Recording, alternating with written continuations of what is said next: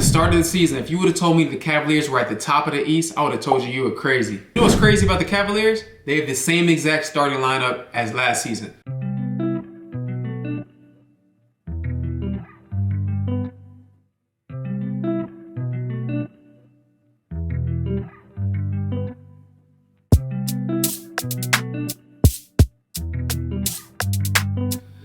What's good, YouTube? Welcome to another episode of Wrong vs. Right. I'm your host, Jay. If you're new to the channel, be sure to subscribe below, hit that button. I mean, it's mandatory I make a video about the Cavaliers. They're undefeated so far. The Cavaliers are 15-0 so far this season. They're at the top of the Eastern Conference. We're going to look into why they've been so successful and are they the best team in basketball? You know what's crazy about the Cavaliers? They have the same exact starting lineup as last season. Darius Garland, Donovan Mitchell, Isaac Okoro, Evan Mobley, and Jared Allen. Nothing has changed with this starting lineup. But you know what has changed? The head coach, Kenny Atkinson. It's crazy how a good coach can change the landscape of the same exact team. So point number one is coaching. That's the biggest reason as to why the Cavaliers have had so much success so far. Now let's drill down a little bit deeper. Offensively, the Cavs offense is flawless, it seems like. In terms of the offense, everybody on the Cavaliers is contributing. Donovan Mitchell and Darius Garland are both putting up over 20 points a game. Evan Mobley's averaging around 17, Jared Allen around 14, and then Isaac Okoro is a designated defender on the team's best point guard or shooting guard or small forward. At 6'5", 225, Isaac Okoro is the perfect 3-and-D player, a guy that can hit open shots and a guy that can defend. He's been shooting over 45% this season from the three-point line.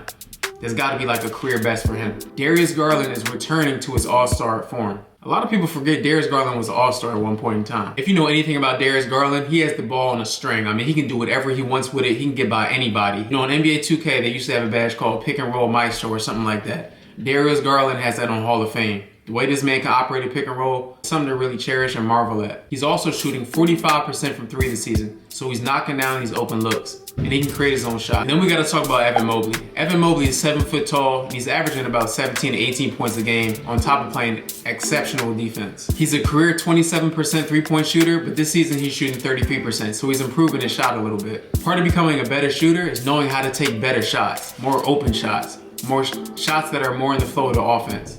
I think Evan Mobley has really learned how to do that so far this season. So when you combine all these different threats on offense, you can't single out one guy to concentrate on. Last season, you normally just had to focus on Donovan Mitchell in terms of the Cavaliers offense. Now you have to worry about everybody. Kenny Atkinson has these guys cutting all day long. I mean, when somebody has the ball, the weak side man is cutting. So when there's this constant movement on the offense, constant ball movement, constant guys cutting to the basket, you got a real problem on your hands. This is why the Cavaliers have been so successful, in my opinion, on top of having two elite defenders in Jared Allen and Evan Mobley in the paint. At the start of the season, if you would have told me the Cavaliers were at the top of the East, I would have told you were crazy.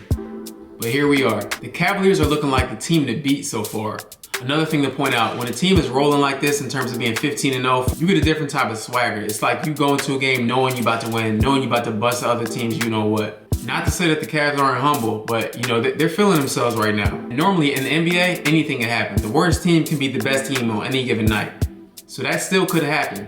But it's starting to seem more and more less likely for the Cavaliers to get beat by a bad team because that's how good they've been playing. All right, let's do something fun real quick. Let's look at the Cavaliers' upcoming schedule and try to guess who the Cavaliers' first loss will come against. All right, so looking at the schedule, on Tuesday, they got the Boston Celtics in Boston on TNT. It's a good chance. There's a good chance that they lose that game. Then we got the Pelicans, the Raptors, the Hawks twice, Boston again. All right, so I'm gonna go out on a limb and say that the Boston Celtics will hand the Cavaliers their first loss. But that doesn't take away from the fact that they've been balling so far. But I think Tuesday night in Boston will be the Cavaliers' day. If I'm wrong, let me know in the comments below. Let me know what team you think is gonna give them their first loss. Or if you think they'll go 82-0, let me know that too. All right, but that's it for today's episode. Like I said before, be sure to subscribe to this channel if you're new. Everybody can't be wrong, everybody can't be right. All right, I'm out.